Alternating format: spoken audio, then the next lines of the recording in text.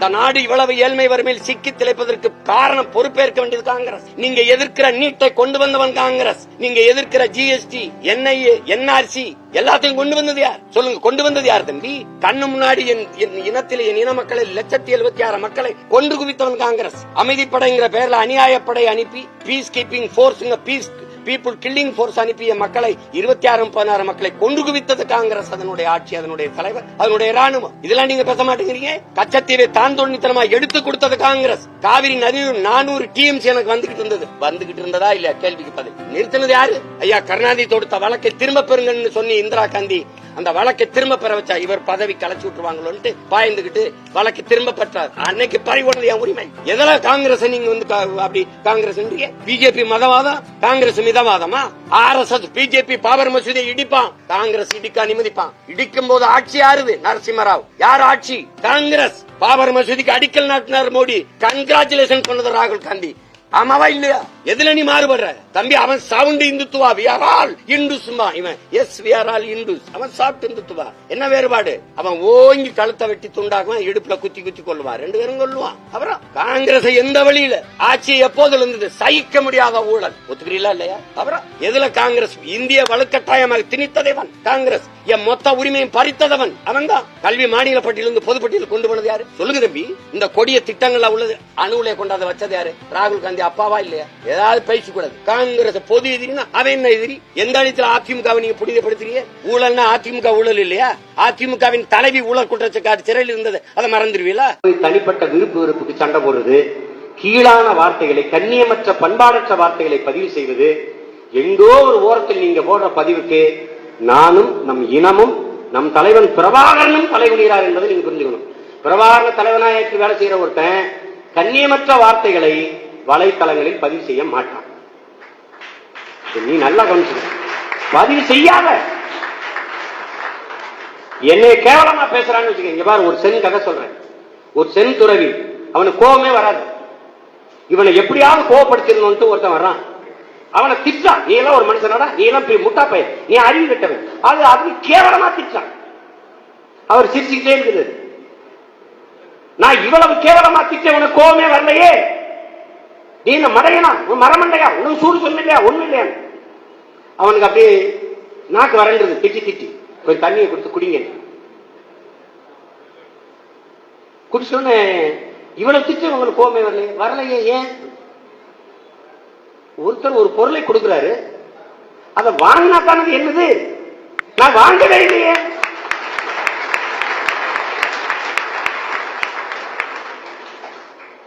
என்னை இறந்துட்டா உனக்கு என்ன? நான் அதை பத்தி கவலைப்படுறேன்னா இதுல உன் திறனை வேறடிக்காத.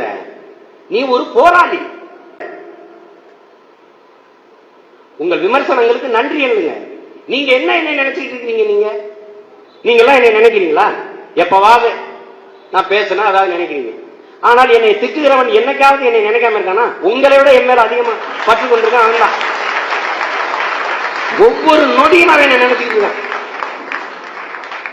அப்ப உங்களை விட அவன் தான் எனக்கு ரொம்ப வேண்டியவனா இருக்கான். எந்திரிச்ச உடனே பல்ல விளக்குறானோ இல்லையா என்னை திட்டி ஒரு வார்த்தை போடுறேன் அப்படின்னா என்ன? ராத்திரி பூரா அவனை தூங்க விடாம நம்ம பண்ணிக்கன்னு அர்த்தம்.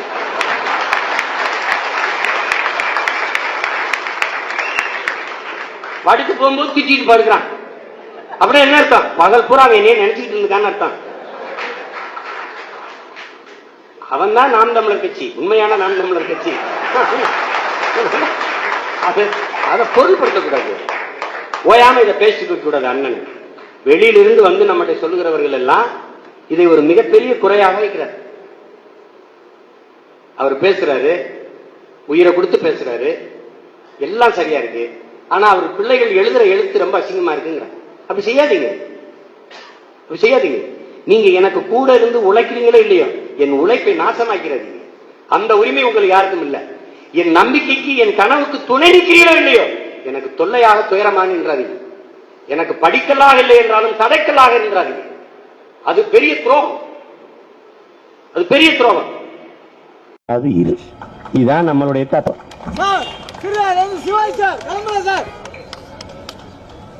அவருக்கு நேரம் ஆயிடுச்சு. நேரம் ஆயிடுச்சு. போயிட்டு வாங்க நல்லபடியா. ஏதோ ஐயா கலைஞர், அம்மையார் ஜெயலலிதாவுடைய சாதனை ஏதோ நம்ம ஐயா காமராஜர் படி மேடையில் பேசிட்டு இருந்துக்கிறாரு. ஒருத்தன் முன்னாடி தரக்கு போட்டு கூட கூட பேச்சே வந்திருக்கான். மேடையில் இருந்து சும்மா என்ன அவனா பேசுறான், உள்ள இருக்க கருணாநிதி பேசுறான்னு.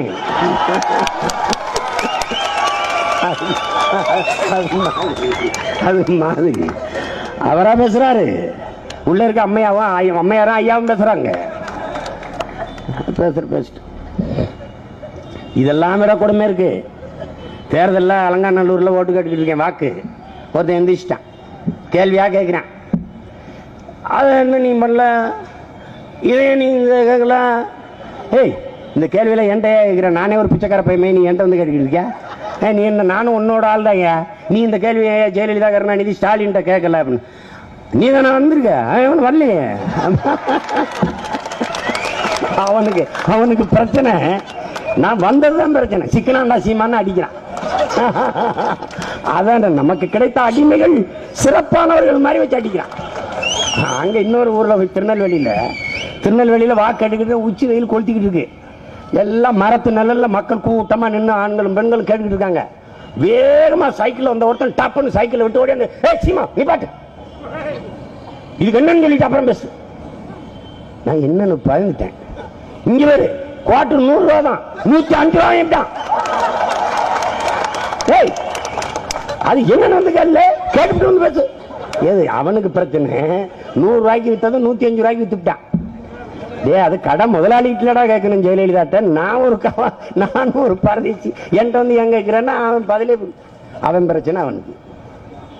இந்த நாட்டுக்குள்ளதான் புரட்சியை செய்ய வந்திருக்கோம் நாங்க. எப்படி இருக்கு பாருங்க. விஜய் படம் ஒரு காட்சி தாமதம் ஆயிருச்சுன்னு பேருந்த மறிச்ச இளைஞர்கள்கிட்ட தான் புரட்சி விதைக்க வந்திருக்கோம். எப்படியே ஒரு காட்சி இன்னும் 2 மணி நேரம் கழிச்சு வந்துடும், பெட்டி போட்டுருவான் படத்தை. ஆனா அதுக்குள்ள பொறுக்க முடியாத இளைய தலைமுறை புரட்சியாளர்கள்ட்ட தான் நாங்க இந்த புரட்சியை முன்னெடுக்க வந்திருக்கோம். அன்பார்ந்த சொந்தங்கள், அருமை தம்பிதங்கைகள் புரிந்து கொள்ளணும். எந்த இன மக்கள் பொழுதுபோக்கிலும் கேளிக்கையிலும் அதிக நாட்டம் கொண்டிருக்கிறார்களோ அவர்களை ஒருபோதும் புரட்சிக்கு தயார் செய்ய முடியாது. அதை புரிந்து கொண்டு என் அன்பு பிள்ளைகள், அடிமைப்பட்டு கிடக்கிற அன்னை தமிழ் தேசியனத்தின் உரிமைக்கு மீட்சிக்கு எழுச்சியோடு கலந்து வரணும். அதை புரிந்து கொள்ளணும். தன்னலமற்று வரணும். எவனும் உயிரை தர வேண்டியதில்லை.